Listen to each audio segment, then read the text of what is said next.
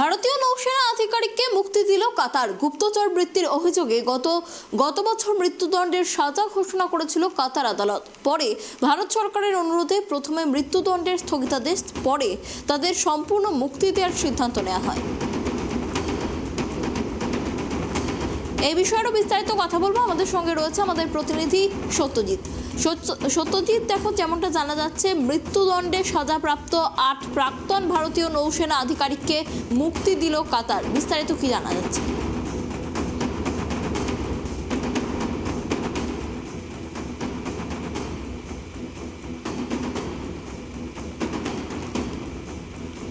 সত্যজিৎ, আমাদের কথা কি শোনা যাচ্ছে? আপনাদের আরো একবার জানিয়ে রাখি, মৃত্যুদণ্ডে সাজাপ্রাপ্ত ৮ প্রাক্তন ভারতীয় নৌসেনা আধিকারিককে মুক্তি দিল কাতার। গুপ্তচর বৃত্তির অভিযোগে গত বছর মৃত্যুদণ্ডের সাজা ঘোষণা করেছিল কাতার আদালত। পরে ভারত সরকারের অনুরোধে প্রথমে মৃত্যুদণ্ডের স্থগিতাদেশ, পরে তাদের সম্পূর্ণ মুক্তি দেওয়ার সিদ্ধান্ত নেওয়া হয়।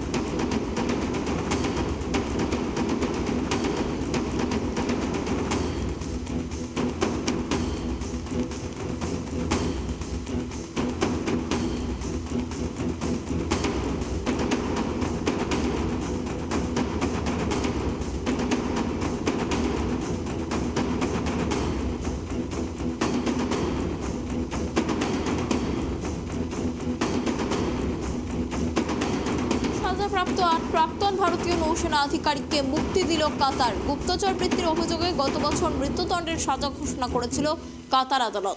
পরে ভারত সরকারের অনুরোধে প্রথমে মৃত্যুদণ্ডের স্থগিতাদেশ, পরে তাদের সম্পূর্ণ মুক্তি দেওয়ার সিদ্ধান্ত নেওয়া হয়। এ বিষয়ে আরো বিস্তারিত কথা বলবো। আমাদের সঙ্গে রয়েছে আমাদের সহকর্মী সত্যজিৎ।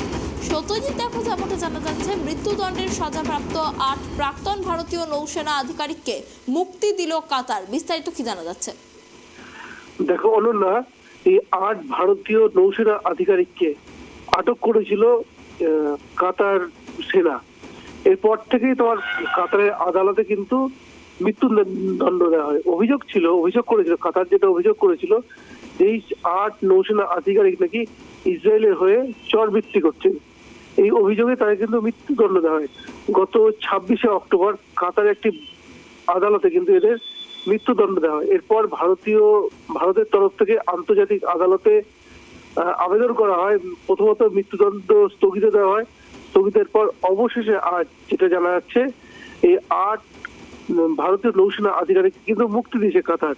এটা কিন্তু ভারত সরকারের একটা কূটনৈতিক জয় বলা চলে। অনন্যা, অনেক ধন্যবাদ সত্যজিৎ আমাদের সঙ্গে থাকার জন্য। মৃত্যুদণ্ডের সাজাপ্রাপ্ত ৮ প্রাক্তন ভারতীয় নৌসেনা আধিকারিককে মুক্তি দিল কাতার।